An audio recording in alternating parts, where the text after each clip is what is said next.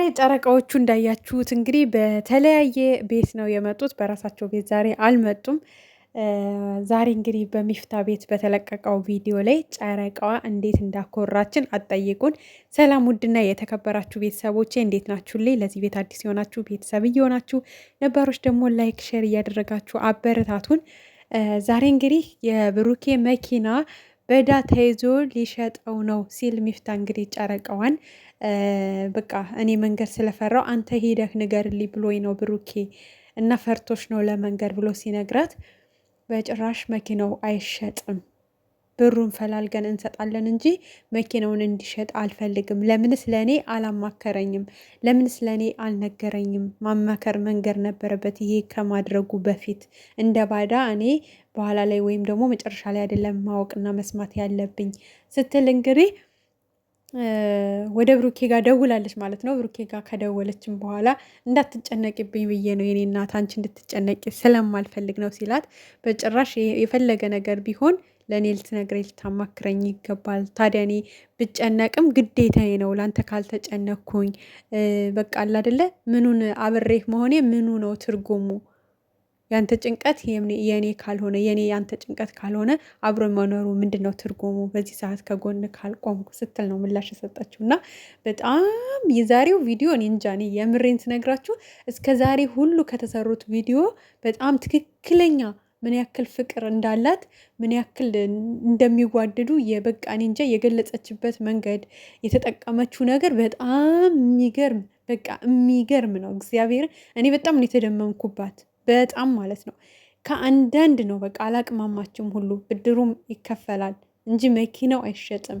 ወደፊት የተሻለ ነገር ላይ ከዚህ ወደ ተሻለ ነገር እንዲሄድ እንጂ የምፈልገው ጭራሽ ከነበረበት ያለውን ነገር አቶ ቁልቁል እንዲወርድ አልፈልግም በጭራሽ። ይሄ ነገር አይሆንም፣ አይሸጥም መኪናው። እኔ ያለኝን እከፍላለሁ፣ ከዛ ደግሞ ያበደርኳቸው ሰዎች አሉ ከነሱ ተቀብዬ ሌላውን ደግሞ ተበዳድረን እንከፍለዋለን እንጂ አይሸጥም ስትል ነው ለሚፍታ የነገረችው። ይሄ የመኪናውን ምንድን ነው የሚባለው በእናታችሁ ብቻ የመኪናውን ወረቀት ምናምን ዶክሜንቱን ስጭኝ ይዘና ብሎኝ ነው ስትለው ሊስቱን ማለት ነው አልሰጥም ነው ያለችው። ከዛ ውጭ እንግዲህ እኔ እንጃ ዛሬ በጣም ነው ያስደመመችኝ የምሬት ስነግራችሁ ማለት ነው። ሚፍታ በቃ ብሩ የኔ ነው ከኔ ነው የተበደረው አቅሙ መክፈል ስላልቻለ መኪናውን ወደ እኔ እንዲያዞረው ነው በቃ የወሰን ነው። ካልከፈለኝ መኪናውን በስሜ ማዞር አለበት። 2 ሚሊዮን ምናምን ብር ነው። ስለዚህ ካልከፈለ ብሩን የግድ መኪናው ወደ ስሜ መዞር አለበት ሲላት፣ እውነት ለመናገር በቃ እኔ እንጃ በጣም ከአንዳንድ ነው ስልኳን አንስታ ያለኝን 500,000 ብር አሁኑኑ ስጠኝ አካውንትን ትራንስፈር ትላድርግላለች። እሱም አካውንቱን ሰጣት። ወዲሁ እንግዲህ የሚፍታ አካውንት ስትሞላ ሰርች አድርጋ ወጣላት። ልትልክ ስትል ቆይ ቆይ እያለ በመሀል እንትን አላት፣ አዘናጋት። ከዛ በኋላ ያለኝን እልክልሃለሁ፣ ከሌሎች ሰዎች ያለኝን ጨምሬ እሰጣለሁ፣ ሌላውን ደግሞ ፈልገን እንሞላለን እንጂ መኪናው አይሸጥም በጭራሽ ነው ያለችው። ከሚፍታ ጋር በቃ ክርክር በቃ እሱ የሆነ አላቅም በዛ ስትለው በዚህ ይመጣል፣ በዛ በዚህ እየመጣ ብቻ እስከ መጨረሻው ሊሟገታት ሞከረ። ጀግኒት ግን ወይ ፈንክች የባሌ መኪና አይሸጥም አይሸጥም፣ በቃ ብሩን ተበዳድረን እንከፍላለን እንጂ ባሌ ካለበት ደረጃ ወርዶ ወደ ታች ሆኖ ማየት ጭራሽ ነው የማልፈልገው። እኔ ወደ ተሻለ ነገር እንዲሸጋገርልኝ ነው የምፈልገው እንጂ ጭራሽ ካለበት ቦታ እንዲወርድ አልፈልግም። እኔ እያለው ይሄ ነገር ሊሆንም አይችልም። መጀመሪያውንም እኔም ቢያማክረኝ መኪና እስከ መሸጥ አይወስንም ነበረ ነው ያለችው። እንግዲህ በጣም የሚገርም ቀን ነው ዛሬ ስላችሁ የምሬን ነው። በቃ እውነተኛ ፍቅር ማለት እንደዚህ ነው። በቃ ማለት በቸገረ በተታመመ በቃ የሆነ እኔ እንጃ ዛሬ ያደረገችው ድርጊት በቃ በጣም የሚያኮራ ሌሎችንም ለሌሎች በተለይ ይሆናል። አንዳንድ ሴቶች አሉ ይሄ ጥቅመኛ በቃ የሆነ ሰው ሲኖረው ብቻ አብረው የሚሆኑ ሴቶች ብቻ አይደሉም በነገራችን ላይ በአሁኑ ሰዓት ወንዶቹም ጥቅመኛ ሆነዋል። የምር ማለት ነው። ድሮ ሴት ልጅ ብቻ ነበረ ጥቅመኛ ምናምን የምትባለው። አሁን ላይ ማለት ነው ወንዱ ራሱ ያላት ሴት ነው የሚያስሰው። እኔ ሰርቼ ወንድ ነኝ ተፍ ተፍ ብዬ ምናምን አይደለም። ያ ወንዶች ራሱ እንደዚህ ስላችሁ ደግሞ ሁሉም ሴቶች ሁሉም ወንዶች አይደሉም። እዚህ ጋር ልብ እንድትሉልኝ የምፈልገው ነገር ብዙ ለጥቅም የሚሯሯጡ ሴቶችም እንዳሉ ወንዶችም ደግሞ አሉ። ሁሉም ሳይሆን ከሴቶቹም ሁሉም አይደለም፣ ከወንዱም ሁሉም አይደለም። ግን ደግሞ ያለው ሰው እያደኑ የሚያጠምዱ ሴቶችም አሉ፣ የሚያጠምዱ ወንዶችም አሉ። እና በቃ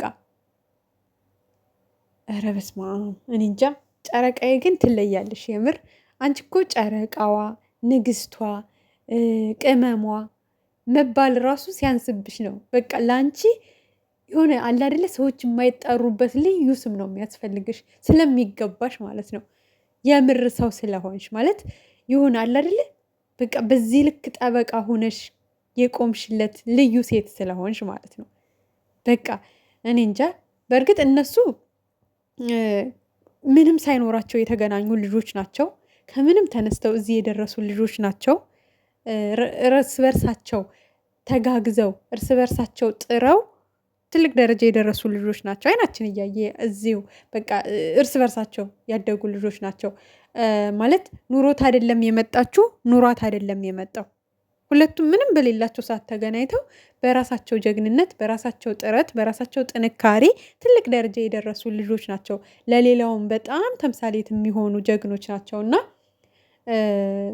በቃ ጀግና ሴት ነሽ የምር ማለት ነው። ምክንያቱም የሆነ ሰው ችግር ላይ ሲወርቅ ጥለው የሚሄዱ በጣም ብዙ ሰዎች አሉ። በጣም ብዙ ሴቶችም በጣም ብዙ ወንዶችም ሲኖራቸው ብቻ ደስተኛ የሚሆኑ አብረዋቸው፣ ሲያጡ ጥለዋቸው ላሽ ወዳለው በቃ ያለውን ፍለጋ ያለውን ማደን ያለውን ማጥመድ የሚወዱ ሰዎች አሉ።